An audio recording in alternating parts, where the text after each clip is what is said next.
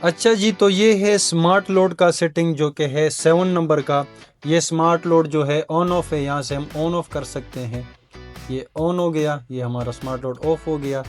फिर second number पे जो है, सेकंड नंबर में है S2 में है स्मार्ट लोड स्टार्ट SOC। यहाँ पे जो हमारी बैटरी की SOC होती है कि हम स्मार्ट लोड, हमारी बैटरी कितने % पे पहुँच जाए कि हमारा स्मार्ट लोड ऑन हो जाए, वो SOC हम यहाँ पे दे सकते हैं। S3 में स्मार्ट लोड स्टॉप SOC है। ये हमारा S3 हो गया। ये स्टॉप SOC है कि हमारी बैटरी कितने % पे आके कि हमारा स्मार्ट लोड जो है, जो कि हम हैवी लोड कहलाते हैं, उसको वो कट ऑफ हो जाए। तो S3 में स्टॉप % SOC है। फिर आते हैं S4 में। S4 में हमारे पास है स्मार्ट लोड स्टार्ट वोल्टेज। अगर हमारे पास लिथियम बैटरी नहीं है, कोई लेड एसिड बैटरी लगी हुई है या तेज़ाब वाली बैटरी लगी हुई है, तो उसका सेटिंग हम यहाँ पे कर सकते हैं कि हमारी बैटरी कितने वोल्ट पे आके हमारा स्मार्ट लोड स्टार्ट हो जाए। ये हमारे स्टार्ट वोल्टेज हैं लेड एसिड बैटरी के लिए। उसके बाद S5 में आते हैं। S5 में है स्मार्ट लोड ड्यूरेशन। हाँ, यहाँ पे हम सेकंड दे सकते हैं। फिर आते हैं S6 में। S6 में हमारे पास है smart load automatic start time.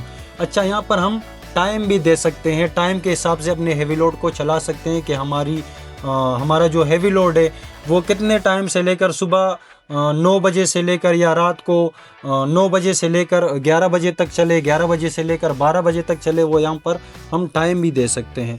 उसके बाद है S7 में smart load automatic stop time. ये स्टॉप टाइम है, जहाँ पर भी आपने बैटरी के % कितने तक पहुँचे, अपने हेवी लोड को आपने अगर स्टॉप करना है तो आप यहाँ पर वो टाइम दे सकते हो। उसके बाद S8 में आ जाता है स्मार्ट लोड स्टॉप वोल्टेज। सही है, अगर आपके पास लेड एसिड बैटरी लगी हुई है और बैटरी के वोल्टेज 43 44 पे आ जाए, जितने भी आपने सेटिंग में रखना है, तो ये स्मार्ट लोड का कट ऑफ वोल्टेज है। तो अब आते हैं सेटिंग नंबर 8 की तरफ। ये क्लॉक सेटिंग है, टाइमिंग सेटिंग है। अगर आपने अपनी इन्वर्टर में टाइम सेट करना है तो सबसे पहले नंबर पे आता है ईयर, जो कि साल है। फिर उसके बाद मंथ आता है। उसके बाद फिर दिन आते हैं, कितने दिन आपने सेट करने, कौन सा दिन है। उसके बाद घंटे, उसके बाद मिनट्स आते हैं। उसके बाद फिर सेकंड आ जाते हैं। तो ये है जी सेटिंग नंबर 9, जो कि लास्ट सेटिंग है। ये है ऑटोमेटिक स्क्रीन ऑफ टाइम।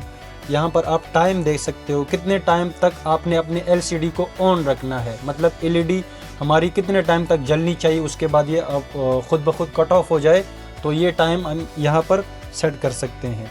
इसके बाद जो है L3 का जो सेटिंग है, ये है warning fault LED flushing enable. ये हमारी फॉल्ट की LED है। जब भी हमारा इन्वर्टर कोई एरर देगा या कोई मसला इसमें आएगा, तो ये LED का जो लाइट है ये ब्लिंकिंग करेगी, फ्लशिंग करेंगी, हमें ये खबर देगी कि आपके इन्वर्टर में कोई इशू आया हुआ है या आपकी इन्वर्टर एरर दे रहा है। तो ये हम यहाँ से ऑन ऑफ कर सकते हैं। अच्छा जी, तो ये था हमारा MJ सोलर का इन्वर्टर 6 किलोवाट रेटिंग में जो आता है। 1 से लेकर 9 तक इसके सेटिंग्स थे। अच्छा जी, ये सारे सेटिंग हमने इस यूज़र मैनुअल से की है। एक दफ़ा पढ़ के हमें अल्हम्दुलिल्लाह से सारे सेटिंग समझ आ गए।